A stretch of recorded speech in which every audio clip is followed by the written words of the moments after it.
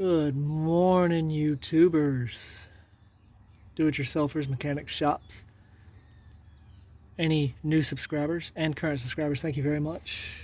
If you find any of these videos helpful, please like, subscribe, share. This is not about how many subscribers I get, it's just that the more I get and the more shares I get, the more these videos are seen and the more people get answers and help. This was a request sent to me through email, actually, on the 2004 Chevy Silverado with the distributor cap. This is the 4.3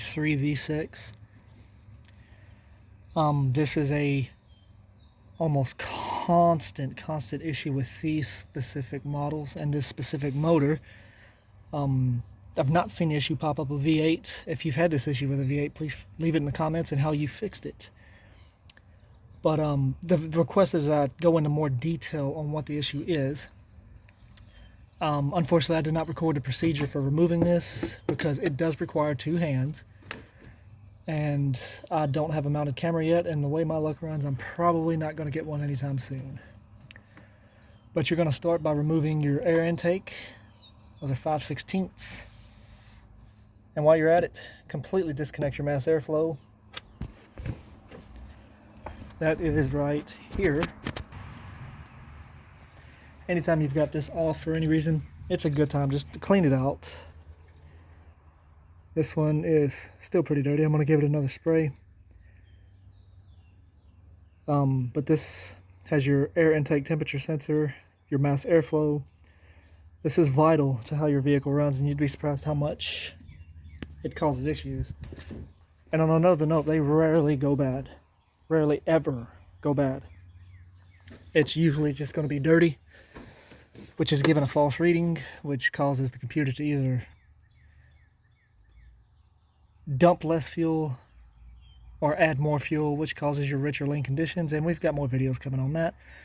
But to the point of this one, if you've had one that has a crank no start, or it cranks and just runs rough, say you're going through your gears, this is the standard, but you're going through your gears, you know, first, second, third gears, once you get up to the high end, it's jerking and sputtering and bucking.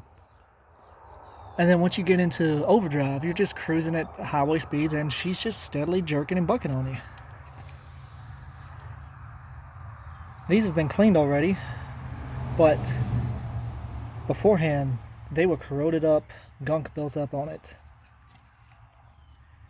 And a lot of times you can pull these off and think there's nothing wrong with them. This is your distributor cap. This is your rotor.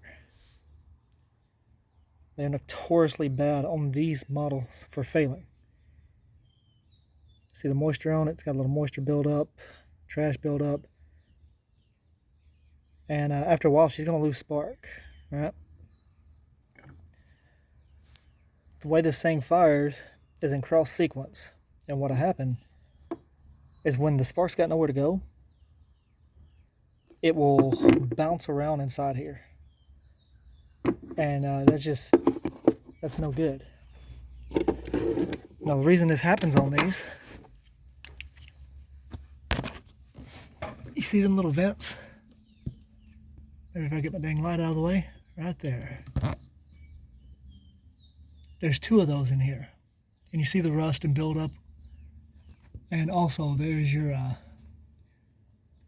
position sensor. That would be your crank position sensor. That too has a, it's got a little magnet that goes around that thing right there. The outside of that. That gets corrosion on it, gets belt, and it will cause a no start condition.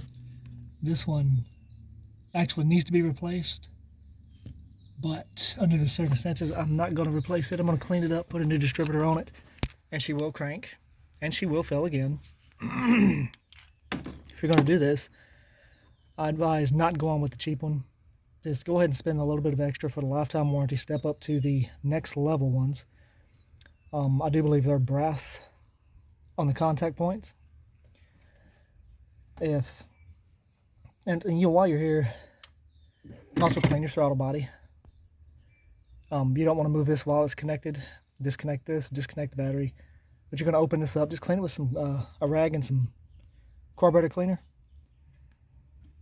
This is your ignition module.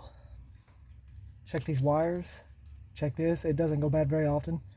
This is your coil pack, your main ignition coil. This is what sends spark to the distributor. It does go bad quite frequently. And of course you got your spider injectors, pardon me. The other big note on this, you see your map sensor right there? How it says 5-volt outground? It means that the harness coming into it isn't carrying a ground wire. So it grounds somewhere else, or like the coil pack here, it grounds to the chassis. Well, where does your chassis get its ground? You're going to have multiple points of these. They're going to be on the side of the motor, some go to the hood, but all over this truck there's going to be ground points. Every now and then take these off, clean them, check them, tighten them down real good, make sure none are loose, make sure none have come disconnected. This one also has an alternator starting to go bad on it. This, you know, if the engine control module, which is located on the driver's side on this truck, isn't supplying enough voltage, or isn't getting enough voltage, then it's not supplying the proper 5-volt signal for the sensors in here and the various components to work together.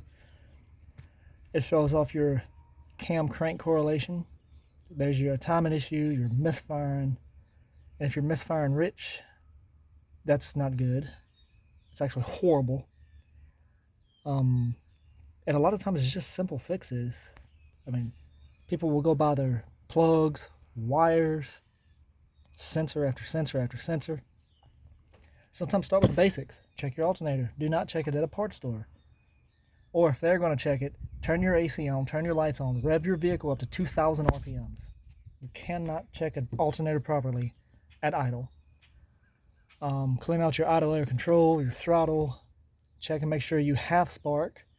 They have spark testers. And then again, mass airflow. That is something so basic and so overlooked. But hope you found this video helpful.